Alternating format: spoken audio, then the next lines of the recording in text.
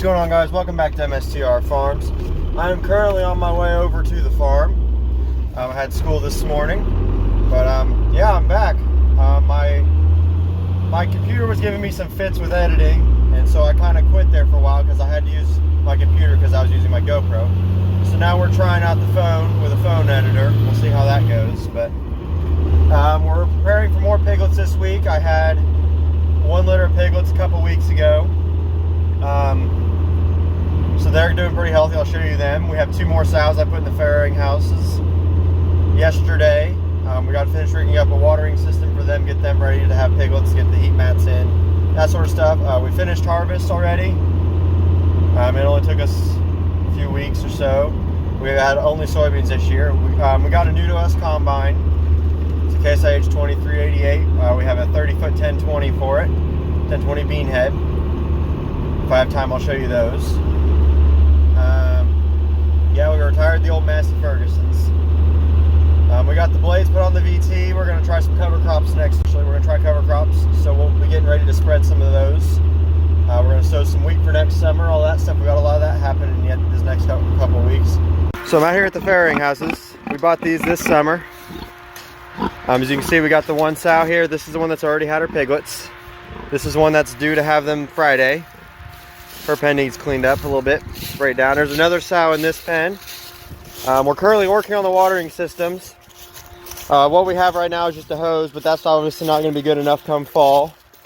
And it leaks, so we can't run it 24/7. So I'm going to turn it on for them. But here, her piglets came outside here.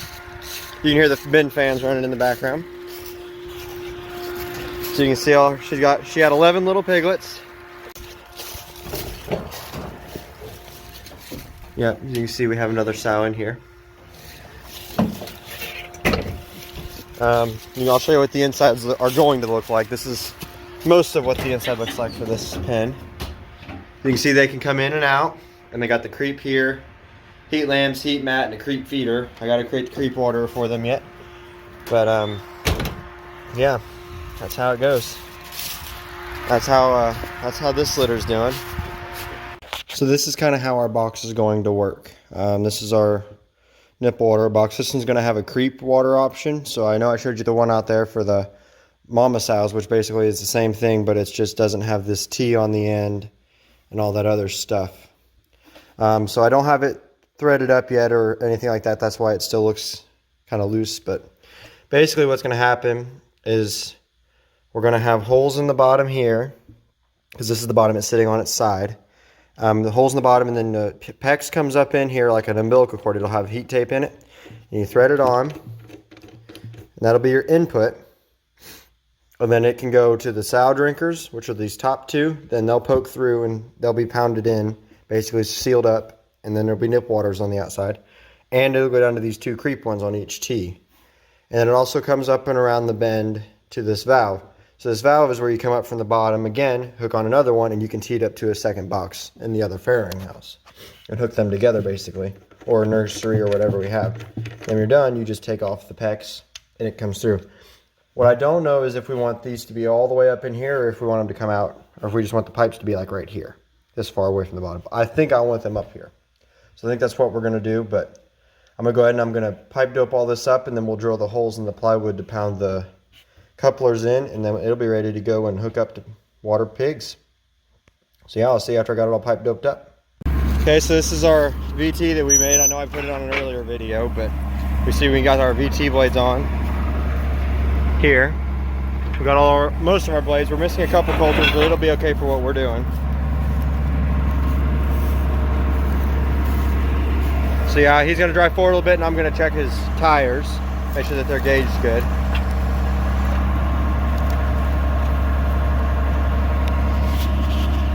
This is just basically a single row VT.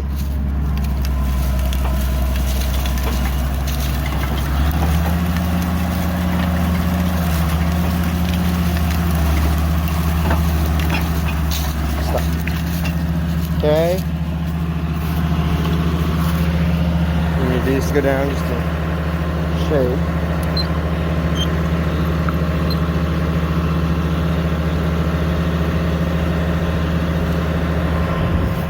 We'll make sure that they aren't lifting up too much on the wings.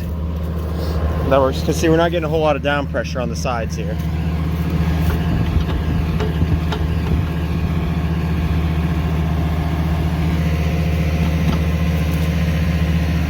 Okay.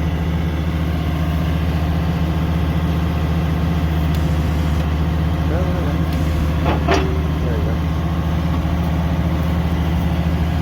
Go forward a little bit.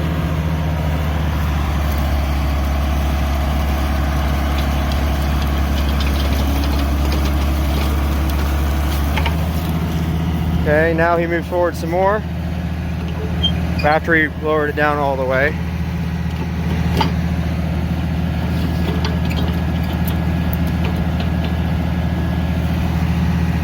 Make sure his side wheels are down. We're gonna cross this twice, so at least after crossing it twice, the middle will do okay.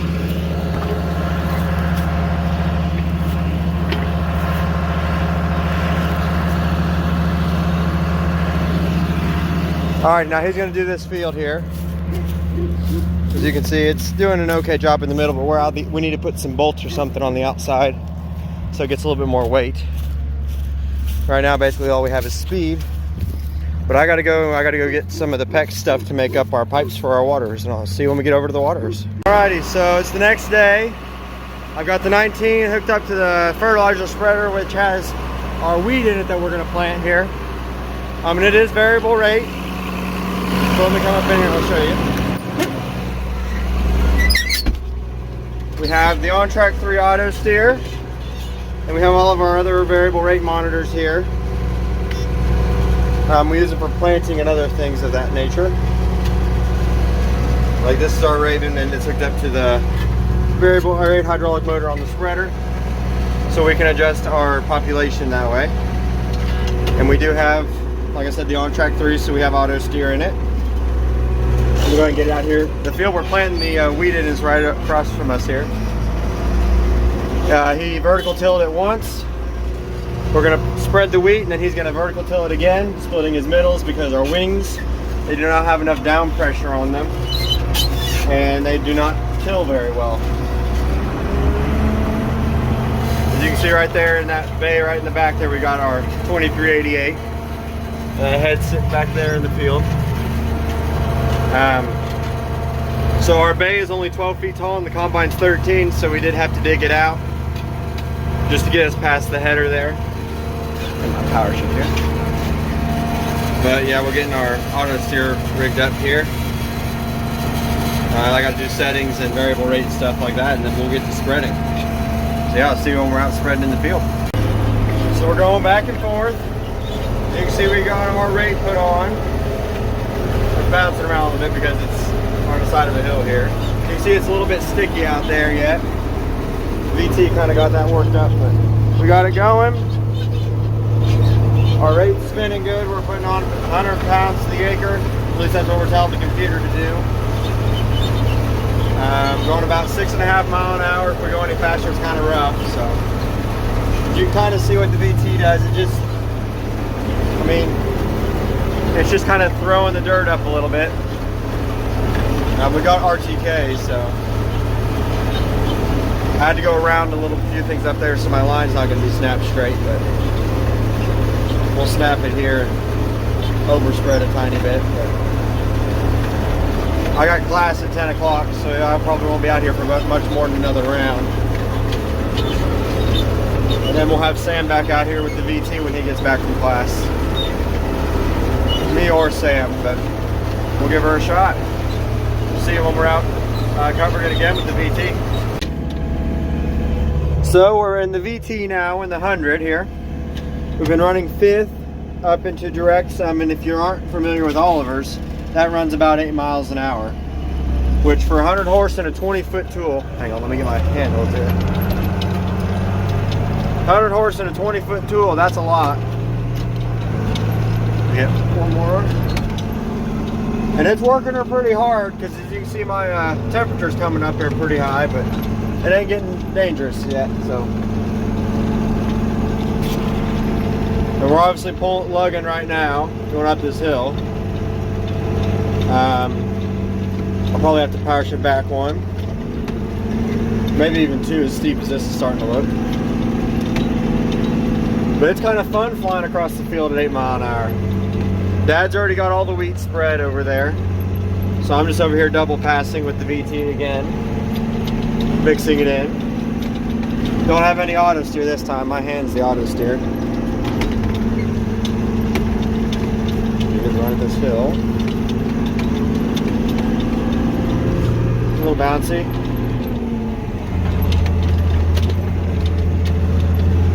Kind of hard to drive one-handed holding the phone.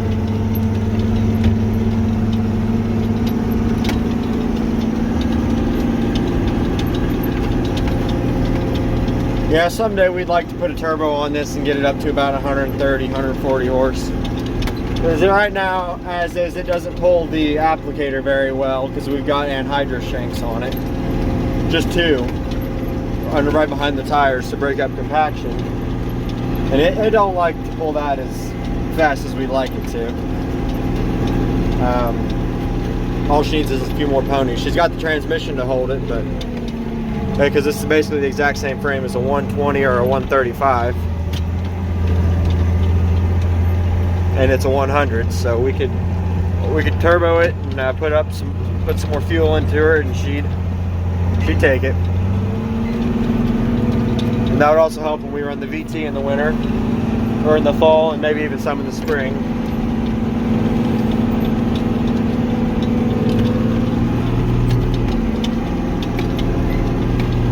It's kind of fun to watch all the dirt mix in back there. Especially as you get going, you can watch it all fly and mix around. Right now the wings don't press down like we'd like them to, so we're just kind of using them as a mixing. I'm splitting my middles the best I can, or Sam's middles. Sam did the first pass. So yeah, I'm coming up on a ditch here. I'll have to see after that. So I'm just going to check what we're doing out here and see how well it got incorporated. Did the whole field. It only took me about 20 acres an hour with it. See, we can look in here somewhere and we should start seeing. There's a couple wheat seeds here. I guess it's kind of hard to tell, but there's one here. And it mixed in pretty good.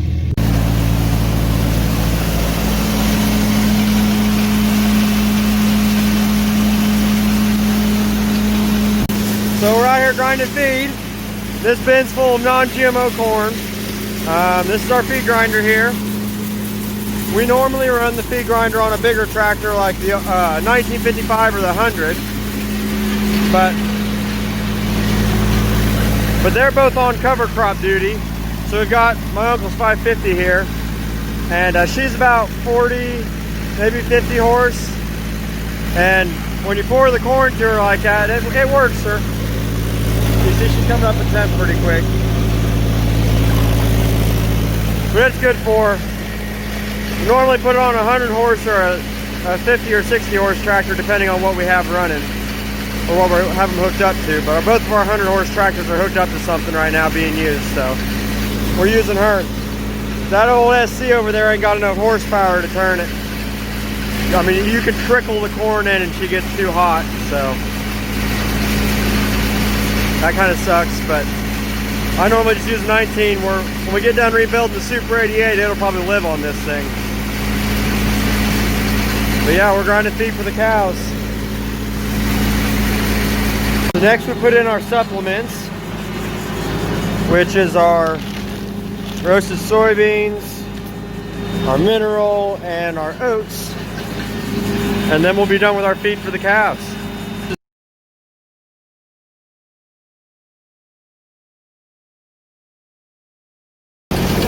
So now we're unloading.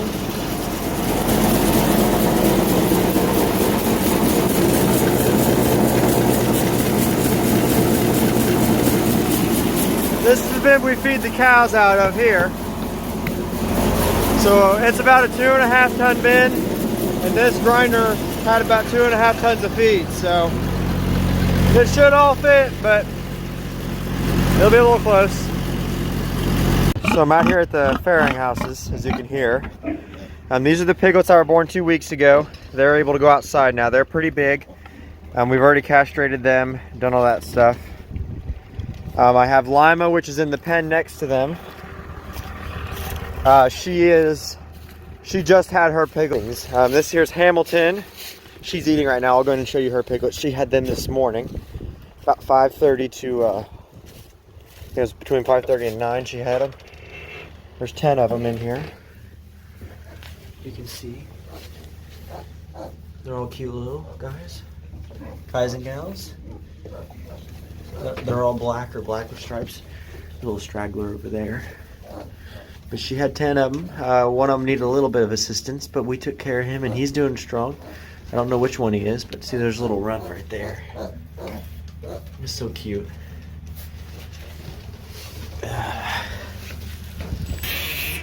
That's Lima, or that's Hamilton.